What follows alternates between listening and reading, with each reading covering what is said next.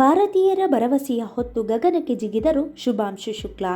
ಯುದ್ಧ, ಬಾಂಬು, ಕ್ಷಿಪಣಿ ಅಂತೆಲ್ಲ ಕೇಳಿ ಕೇಳಿ ಸಾಕಾಗಿ ಹೋದ ಜಗತ್ತಿಗೆ ಭಾರತೀಯ ಗಗನಯಾನಿ ಶುಭಾಂಶು ಶುಕ್ಲಾರವರು ತ್ರಿವರ್ಣ ಧ್ವಜ ಹೊತ್ತು ಅಂತಾರಾಷ್ಟ್ರೀಯ ಬಾಹ್ಯಾಕಾಶ ನಿಲ್ದಾಣದತ್ತ ಯಶಸ್ವಿಯಾಗಿ ಸಾಗುವ ಮೂಲಕ ಜಗದ ಮನದಲ್ಲಿ ಹೊಸ ಭರವಸೆ ಬಿತ್ತಿದ್ದಾರೆ. ಐತಿಹಾಸಿಕ ಜಿಗಿತಕ್ಕೆ ಸವಾಲಾದ 10 ತಾಂತ್ರಿಕ ತೊಂದರೆಯನ್ನು ಬದಿಗೊತ್ತಿ ಭಾರತೀಯ ಬಾಹ್ಯಾಕಾಶ ಪರಿಶೋಧನೆಯ ಬಾಗಿಲನ್ನು ತೆರೆಯುವಲ್ಲಿ ಶುಭಾಂಶು ಸಫಲರಾಗಿರುವುದು ಭಾರತೀಯರಿಗೆ ಹೆಮ್ಮೆಯ ವಿಚಾರ. ರಾಕೇಶ್ ಶರ್ಮಾರವರ ನಂತರ 41 ವರ್ಷದ ಸುದೀರ್ಘ ಅಂತರದ ಪ್ರತಿನಿಧಿಯಾಗಿ ಗಗನ ತಲುಪಿದ ಎರಡನೇ ಭಾರತೀಯ ಗಗನಯಾನಿ ಶುಭಾಂಶು. ಅಂತಾರಾಷ್ಟ್ರೀಯ ಬಾಹ್ಯಾಕಾಶ ನಿಲ್ದಾಣ ತಲುಪಿದ ಮೊಟ್ಟ ಮೊದಲ ಭಾರತೀಯ ಗಗನಯಾತ್ರಿ ಶುಭಾಂಶು. 14 ದಿನದ ಈ ಯಾತ್ರೆ ಅವರ ಅನುಭವ ಭವಿಷ್ಯ ಭಾರತದ ಗಗನ ಕಾರ್ಯಾಚರಣೆಗೆ ಬಹುದೊಡ್ಡ ಅಡಿಪಾಯ. ಇದು 2035ರ ಭಾರತದ ಬಾಹ್ಯಾಕಾಶ ನಿಲ್ದಾಣದ ನಿರ್ಮಾಣಕ್ಕೆ ಮತ್ತು 2040ರಲ್ಲಿ ಮನುಷ್ಯನನ್ನ ಚಂದ್ರನ ಅಂಗಳದಲ್ಲಿ ನಡೆದಾಡಿಸುವ ಇಸ್ರೋದ ಕನಸಿಗೆ ಪೂರಕ. ಭಾರತೀಯ ವಾಯುಪಡೆಯ ಅನುಭವಿ ಹಾಗೂ ಪರೀಕ್ಷಾ ಪೈಲಟ್ ಆಗಿ 2000 ಗಂಟೆಗೂ ಹೆಚ್ಚು ಹಾರಾಟದ ಅನುಭವ ಶುಭಾಂಶು ಅವರಿಗಿದೆ.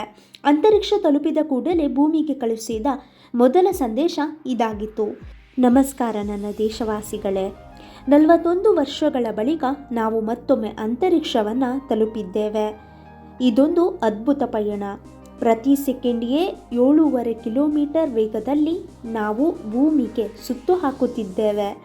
ನನ್ನ ಭುಜದ ಮೇಲಿರುವ ತ್ರಿವರ್ಣ ಧ್ವಜ ನಾನು ನಿಮ್ಮೆಲ್ಲರ ಜೊತೆಗಿದ್ದೇನೆ ಎಂದು ಹೇಳುತ್ತಿದೆ. ನನ್ನ ಅಂತರಿಕ್ಷಯಾನವು ಭಾರತದ ಮಾನವ ಸಹಿತ ಗಗನಯಾನ ಯೋಜನೆಯ ಆರಂಭ. ಜೈ ಹಿಂದ್, ಜೈ ಭಾರತ್ ಎಂದು ಹೆಮ್ಮೆಯಿಂದ ಹೇಳಿದ್ದಾರೆ. ಬಾಹ್ಯಾಕಾಶದಲ್ಲಿ 60ಕ್ಕೂ ಹೆಚ್ಚು ಸಂಶೋಧನಾ ಸಾಹಸ ಕೈಗೊಳ್ಳಲಿರುವ ಅವರು ಭವಿಷ್ಯದಲ್ಲಿ ಮಧುಮೇಹ ಹೊಂದಿರುವ ವ್ಯಕ್ತಿಗಳು ಗಗನಯಾತ್ರಿಗಳಾಗಲು ನೆರವಾಗುವಂತಹ ಸೂಟ್ ರೈಡ್ ಸಂಶೋಧನೆಗಳನ್ನು ಸಹ ನಡೆಸಲಿದ್ದಾರೆ. ಅದೇನೇ ಇರಲಿ, ಇವರ 14 ದಿನದ ಸಾಹಸದ ಯಾನ ದೇಶದ ಸಾಮಾನ್ಯ ಜನರಿಗೆ ಬಾಹ್ಯಾಕಾಶ ವಿಜ್ಞಾನದ ಸಾಕ್ಷರತೆ ಸಿಕ್ಕಂತಾಗಿದೆ. ಇದರ ಅರಿವು ಪ್ರತಿಯೊಂದು ಶಾಲಾ ಮಕ್ಕಳಿಗೆ ತಲುಪಬೇಕಿದೆ. ಶುಭಾಂಶುರವರ ಯಾತ್ರೆ ಬಿತ್ತಿದ ಕನಸು ಮುಂದಿನ ಪೀಳಿಗೆಯ ಕಂಗಳಲ್ಲಿ ಪ್ರತಿಫಲಿಸುವಂತಾಗಲಿ. ಇನ್ನಷ್ಟು ವಿಜ್ಞಾನಿಗಳು ಜನ್ಮ ತಾಳಲಿ.